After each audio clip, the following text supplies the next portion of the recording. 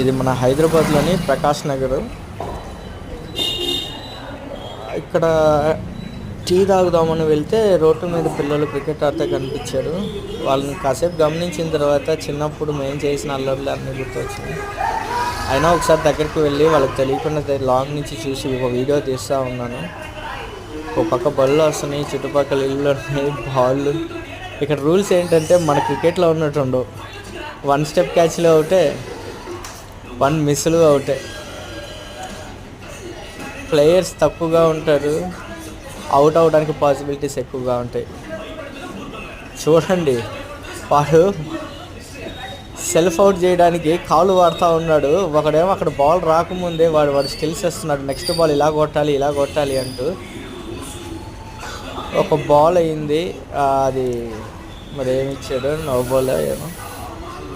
వాడు చూసారా, బాల్ రాకముందంతా మంచి భయంకరమైన షాట్లు కొడుతున్నాడు, అలా వస్తే ఇలా కొట్టాలని చెప్పి.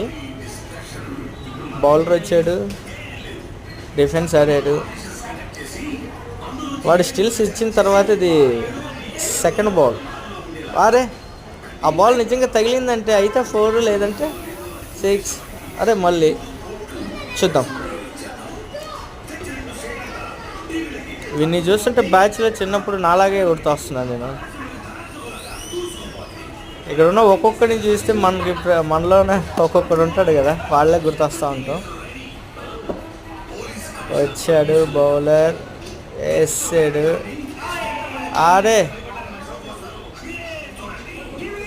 వాడు బాల్ లేకుండా ఆడడం అలవాటు అయిపోయి బాల్ వచ్చినా కూడా లేదనుకుని కొట్టినట్టున్నాడు. అదే 3 అల్లాడిచ్చేవారు, అవుట్ అండి.